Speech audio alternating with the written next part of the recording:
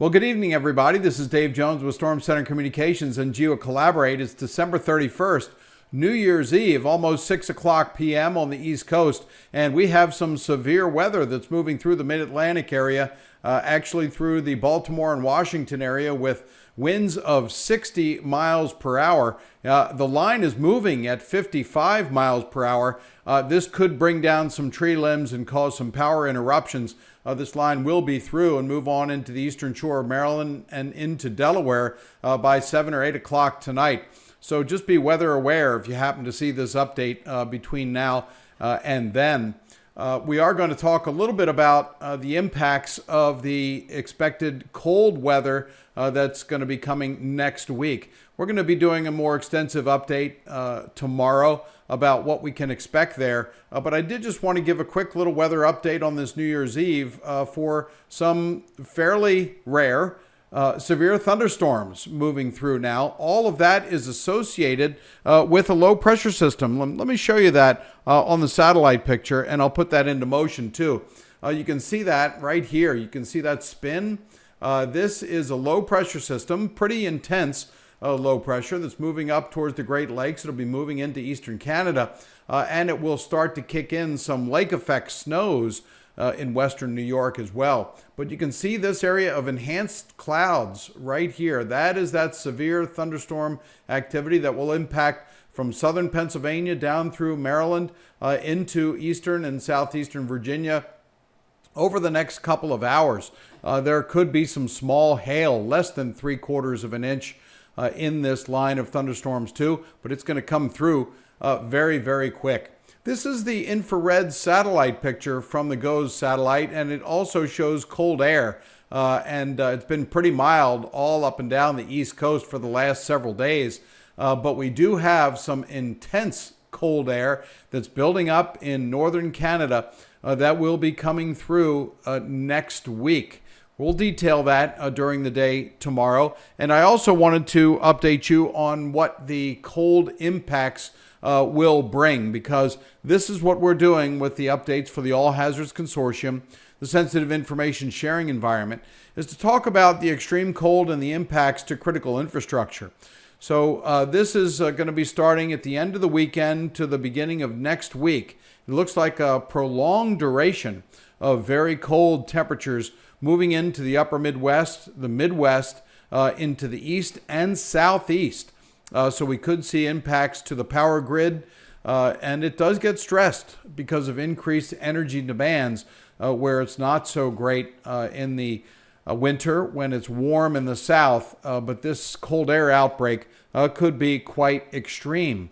Doesn't look like any big records will be set in the northern plains when this comes in. I'll show you on GeoCollaborate here in just a second what I mean about some of those impacts.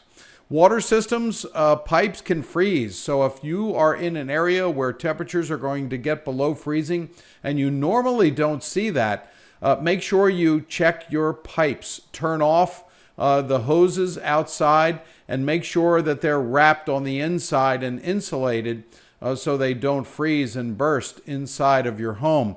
Also, transportation will be impacted.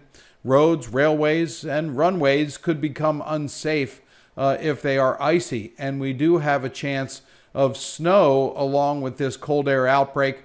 It's way too early to tell where that's going to fall and how much may fall, if it indeed does fall. But confidence is very high that we're going to see very cold temperatures next week. And then communication networks. We could see the cold weather impacting equipment and perhaps creating failures in some of the communication infrastructure. So these are the things that we're going to be looking at as temperatures start to dive the end of the weekend into next week. In the meantime, for this New Year's Eve, please be safe.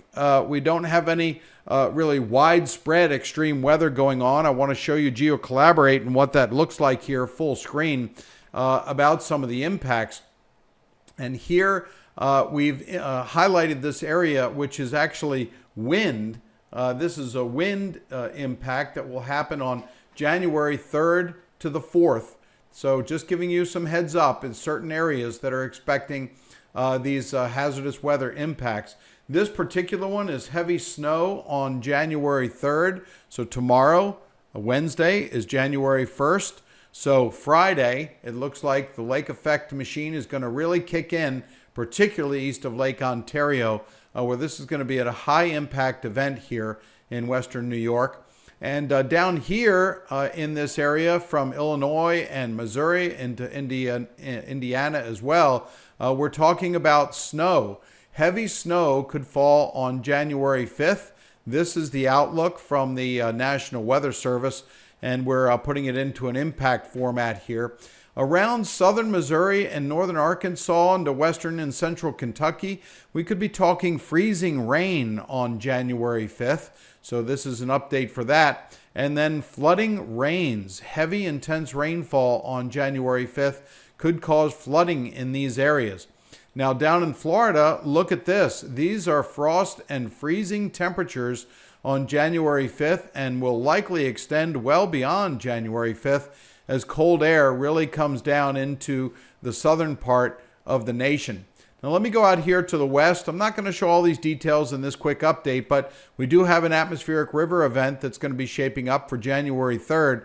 Heavy precipitation in southern Oregon, southwest Oregon, and northern California.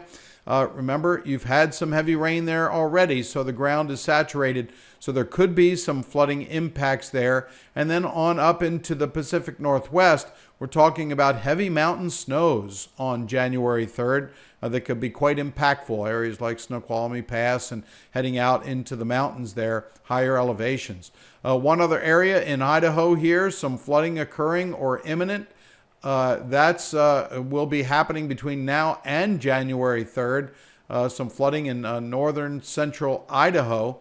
And then here comes that cold air, that bitterly cold air, hazardous cold, coming down on January 3rd, but then lasting through January 7th. So we're talking about wind chills in the minus 40 range, minus 40 degrees Fahrenheit with low temperatures, probably around 20 degrees below zero. Won't be setting any extreme records, but it will be the coldest air of the season that we'll be shaping up for.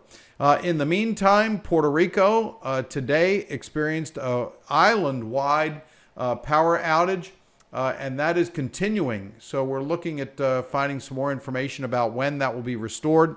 Initial indications are the next 24 to 48 hours will be powerless for much of the island of Puerto Rico. So we'll be keeping an eye on that as well. So that's the way it looks. That's a quick update on this New Year's Eve. Please be safe. If you're going out tonight at all, please use extreme caution and come back happy and healthy. And please also watch out for yourself as you go out and about this evening. If you're staying home, that's great. Watch out for any severe weather moving through over the next hour in the mid-Atlantic area. And please also watch out for your neighbors. They really do appreciate it. They may not talk a lot and tell you they appreciate it, but they certainly do. Happy New Year to all of you that are watching. I appreciate you watching these videos. 2025 will bring more winter weather extreme video updates so we can let everybody associated with the All Hazards Consortium and all those others that are watching these updates know about extreme conditions that will be expected to develop through the course of the winter and what impacts they will have on critical infrastructure. So please be safe. Have yourself a happy new year, and we'll talk to you tomorrow. Thanks so much for watching.